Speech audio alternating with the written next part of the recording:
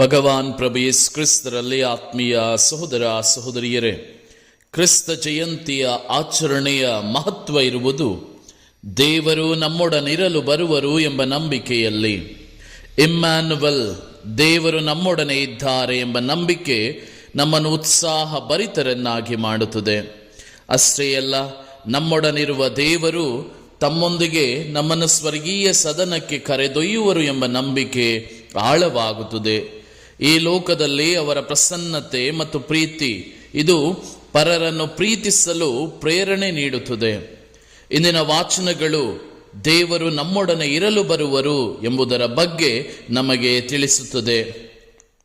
ಆಗಮನ ಕಾಲದ 4ನೇ ವಾರದಲ್ಲಿರುವ ನಾವು ಅವರನ್ನು ಸ್ವೀಕರಿಸಲು, ಅವರು ನಮ್ಮೊಡನೆ ನೆಲೆಸುವಂತೆ ಮಾಡಲು ನಾವು ಸಿದ್ಧತೆ ಮಾಡಿಕೊಳ್ಳೋಣ. ದೇವರು ನಮ್ಮೊಡನೆ ಇದ್ದಾರೆ ಎಂಬ ಪ್ರವಾದಿ ಯೆಶಾಯನ ವಾಕ್ಯ ಮತ್ತಾಯನ ಶುಭ ಸಂದೇಶದಲ್ಲಿ ಪ್ರಾಮುಖ್ಯತೆಯನ್ನು ಪಡೆದುಕೊಳ್ಳುತ್ತದೆ. ಇಗೋ, ಕನ್ಯೆಯೊಬ್ಬಳು ಗರ್ಭ ತಳೆದು ಪುತ್ರನೊಬ್ಬನನ್ನು ಪ್ರಸವಿಸುವಳು, ಇಮ್ಯಾನುವೆಲ್ ಎಂದು ಆತನಿಗೆ ಹೆಸರಿಡುವರು. ಇಮ್ಯಾನುವೆಲ್ ಎಂದರೆ ದೇವರು ನಮ್ಮೊಡನೆ ಇದ್ದಾರೆ ಎಂದು ಅರ್ಥ.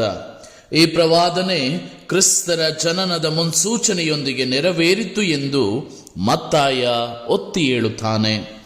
ದೇವರು ನಮ್ಮೊಡನೆ ಇದ್ದಾರೆ ಎಂದು ಅರ್ಥ ಪಡೆದುಕೊಳ್ಳುವುದು ಮತ್ತಾಯನ ಶುಭ ಸಂದೇಶದ ಕೊನೆಯಲ್ಲಿ ಬರುವ ನಾನು ನಿಮ್ಮೊಡನೆ ಸದಾ ಕಾಲ ಇರುವೆನು ಎಂಬ ಯೇಸುವಿನ ವಾಗ್ದಾನದೊಂದಿಗೆ. ಯೇಸು ಸ್ವರ್ಗಾರೋಹಣವಾಗುವ ಮುನ್ನ ತಮ್ಮ ಶಿಷ್ಯರನ್ನು ಒಟ್ಟುಗೂಡಿಸಿ, ನೀವು ಹೋಗಿ ಸಕಲ ದೇಶಗಳ ಜನರನ್ನು ನನ್ನ ಶಿಷ್ಯರನ್ನಾಗಿ ಮಾಡಿ, ಇಗೋ ಲೋಕಾಂತ್ಯದವರೆಗೂ ಸದಾ ನಾನು ನಿಮ್ಮೊಡನೆ ಇರುತ್ತೇನೆ ಎಂದು ಹೇಳಿದರು. ತಮ್ಮ ಶುಭ ಸಂದೇಶದ ಪ್ರಾರಂಭದಲ್ಲಿ ಮತ್ತು ಅಂತ್ಯದಲ್ಲಿ ದೇವರು ನಮ್ಮೊಡನೆ ಇದ್ದಾರೆ ಎಂಬ ಅಂಶವನ್ನು ಉಲ್ಲೇಖಿಸುವುದರ ಮೂಲಕ ಮತ್ತಾಯನು ಒಂದು ಮುಖ್ಯವಾದ ಸಂದೇಶವನ್ನು ಸಾರುತ್ತಾನೆ. ಅದೆಂದರೆ, ಯೇಸುವಿನ ಜನನದಲ್ಲಿ ದೇವರು ಅದ್ಭುತವಾದ ರೀತಿಯಲ್ಲಿ ತನ್ನ ಜನರಿಗೆ ಪ್ರಸನ್ನರಾಗುತ್ತಾರೆ ಎಂಬುದು. ದೇವರ ಈ ಅದ್ಭುತ ರೀತಿಯ ಪ್ರಸನ್ನತೆಯನ್ನು 3 ರೀತಿಯಲ್ಲಿ ನಾವು ಅರಿತುಕೊಳ್ಳಬಹುದು. ಪ್ರಥಮವಾಗಿ, ದೇವರು ತಮ್ಮ ಸೃಷ್ಟಿಯಲ್ಲಿ ಪ್ರಸನ್ನರಾಗಿದ್ದಾರೆ. ದೇವರು ಸರ್ವವನ್ನು ಸೃಷ್ಟಿಸಿ ತಮ್ಮ ಸರ್ವ ಶಕ್ತಿಯಿಂದ ಅವು ಅಸ್ತಿತ್ವದಲ್ಲಿರುವಂತೆ ಮಾಡುತ್ತಾರೆ.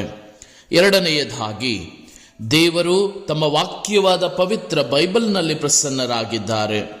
ಅವರು ತಮ್ಮ ಚಿತ್ತವನ್ನು ಮತ್ತು ಯೋಜನೆಗಳನ್ನು ಪವಿತ್ರ ಗ್ರಂಥದ ಮೂಲಕ ನಮಗೆ ತಿಳಿಯಪಡಿಸುತ್ತಾರೆ. ಅದು ಮಕ್ಕಳಿಗೆ ತಂದೆಯು ಬರೆದ ಪ್ರೀತಿಯ ಪತ್ರವಾಗಿದೆ. ಆದುದರಿಂದ ನಿಜವಾಗಿಯೂ ಬೈಬಲ್ ಗ್ರಂಥವು ದೇವರ ಪ್ರೀತಿಯನ್ನು, ದೇವರ ಚಿತ್ತವನ್ನು ಮತ್ತು ದೇವರ ಮನಸ್ಸನ್ನು ನಮಗೆ ವ್ಯಕ್ತಪಡಿಸುತ್ತದೆ. ಮೂರನೆಯದಾಗಿ, ದೇವರು ತಮ್ಮ ಪುತ್ರ ಯೇಸು ಕ್ರಿಸ್ತರಲ್ಲಿ ಪ್ರಸನ್ನರಾಗಿದ್ದಾರೆ. ಯೇಸುವಿನ ಜನನದಿಂದ ದೇವರ ಪ್ರಸನ್ನತೆ ಮನುಷ್ಯರಿಗೆ ನೇರವಾಗಿ ವ್ಯಕ್ತವಾಗುತ್ತದೆ. ದೇವರು ತಮ್ಮ ಸೃಷ್ಟಿಯಲ್ಲಿ ಮಾತ್ರವಲ್ಲ, ತಮ್ಮ ವಾಕ್ಯದಲ್ಲಿ ಮಾತ್ರವಲ್ಲ, ಮನುಷ್ಯ ವ್ಯಕ್ತಿಯಲ್ಲೂ ಪ್ರಸನ್ನರಾದರು. ಯೇಸುವಿನ ಜನನದಿಂದ ದೇವರನ್ನು ಕಣ್ಣಿನಿಂದ ಕಾಣುವ, ಕೈಗಳಿಂದ ಸ್ಪರ್ಶಿಸುವ ಮತ್ತು ಕಿವಿಯಿಂದ ಆಲಿಸುವ ಭಾಗ್ಯ ಮನುಷ್ಯರಿಗೆ ಲಭ್ಯವಾಗಿದೆ. ಈ ಒಂದು ಘಟನೆಯನ್ನೇ ದೇವರು ಮನುಷ್ಯರಾದರೂ ದೇವರು ನಮ್ಮಲ್ಲಿ ವಾಸ ಮಾಡಿದರು ಎಂದು ಕ್ರಿಸ್ತ ಜಯಂತಿಯನ್ನು ಆಚರಿಸುತ್ತೇವೆ.